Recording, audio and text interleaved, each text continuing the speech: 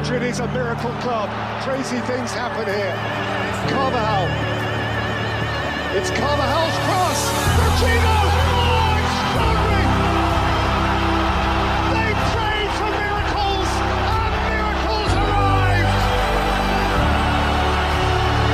Real Madrid, the team... There is already talk of a remontada. Anytime Real Madrid is down in a tie, it's only a matter of time before we defy all the odds and come back.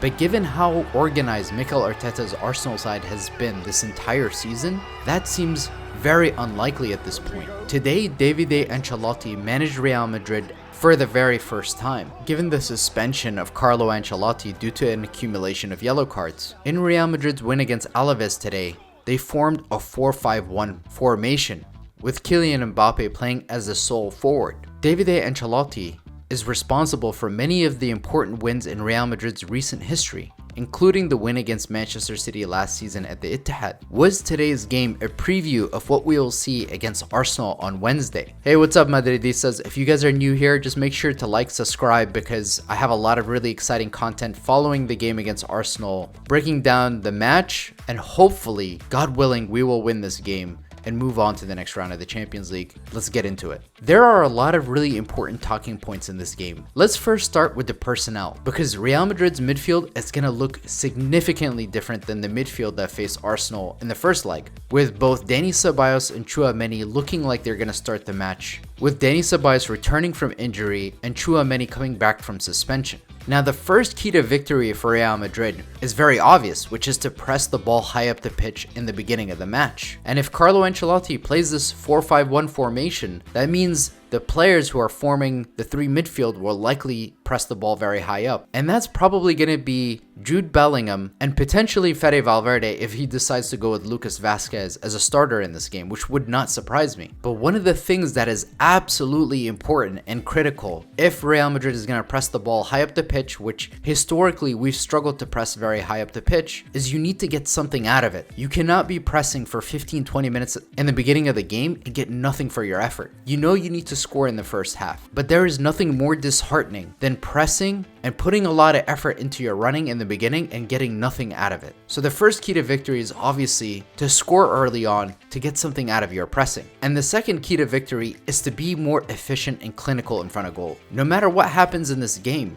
you're not going to have a lot of chances in front of goal, especially early in the game where Arsenal is going to be extremely organized. So you just need to be very clinical and efficient with the chances that you do get and convert them. If Kylian Mbappé scored that goal at the Emirates early in the game, we could have been looking at a whole different type of match. So if a chance like that falls to somebody, we just need to be more deadly in front of goal. And speaking of players who are deadly, we need Jude Bellingham playing high up the pitch. I'm talking higher than Snoop Dogg. We can't have a situation where Jude Bellingham is constantly doing defensive work, but he's not in the attacking third. Because a lot of our success when we face teams that have been sitting in a deep block is utilizing Jude Bellingham's finishing or using Jude Bellingham almost like a makeshift number 9, and Kylian Mbappé can then play off of him. Now, the other key to victory in this game is going into the half, Real Madrid needs to be leading. As long as we go into the half still in the game, and if we're leading the game, even if it's by a 1-goal margin, the Bernabeu can work miracles, because scoring 2 goals in the second half is feasible for us. But one of the things I talked about is the pressing. If we're gonna press the ball high up the pitch, then Carlo Ancelotti needs to be prepared to make substitutions when people run out of steam. That is one of the things that we've struggled with, is when we have pressed the ball, when we've tried to be more aggressive in winning it high up the pitch, Carlo Ancelotti has been kind of slow to make those substitutions. Like the game against Manchester City at the Bernabeu last season, when we sort of took over the game and we were leading the tie 2-1,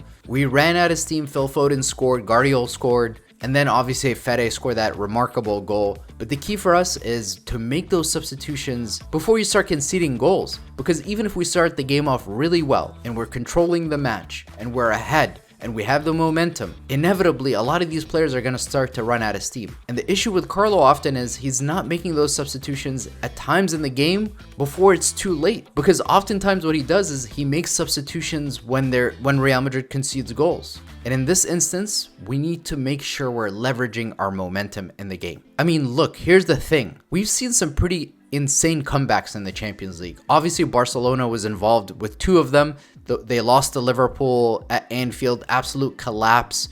Even though Salah was not playing in that game, Origi was playing up front, Liverpool, despite not having some of their key players, still managed to pull it off. They pulled it off because Anfield is a hostile environment. They started to gain some momentum. Barcelona started to collapse, even with Messi on the pitch. And obviously Barcelona made that comeback against PSG. Some of those goals are questionable, but you know how it is with Barcelona. And this Arsenal side doesn't have any real history or pedigree in the Champions League. I've always said Mikel Arteta is one of the best managers of the world. This Arsenal side is a very good team, and you have to give them their respect because people underestimate how good Arsenal is. But the truth is, when it comes to the Champions League and it comes to Real Madrid and the Bernabeu, if you start to feel like the game is slipping from your fingers, that's where we can really mount a comeback. And then the last thing that I'll highlight in terms of keys to victory is the 12th man. A lot of the times where we've made comebacks, it's because the person on the bench coming into the game has made a significant impact, whether that's been Rodrigo, Jose Lu, or whoever else. And for us, Rodrigo was the 12th man for a long time before he became a guaranteed starter. And for us right now, it's Brahim Diaz. But whoever it is who comes off the bench, they know that they could be the hero and the story could be about them, because look at Jose Lu's legacy. Anywhere where Jose Lu goes, runs into Real Madrid fans, he's regarded as an absolute legend. So the 12th man could really make a big impact in this game. Arsenal dropped points over the weekend. They rested Bukayo Saka, they rested Timber, Martin Odegaard, a lot of their key players. So we will face their best 11. To me, one of the things that's going to help us win is really we need more contribution from our fullbacks, both defensively and going forward. Today, Fran Garcia didn't show me enough to make me believe that we can trust him as our starting left back. Fede Valverde, obviously playing at midfield gives you so much, and if you have his shooting long range, that can make a big impact in the game. So if you play Fede at right back, you lose a lot of that in the midfield, but if you play a 4-5-1, you can slot Jude Bellingham into midfield and he can contribute more in the offensive third of the pitch. So a lot of this is also stopping the likes of Martinelli and Bukayo Saka, because if you are going to press high up the pitch, inevitably you're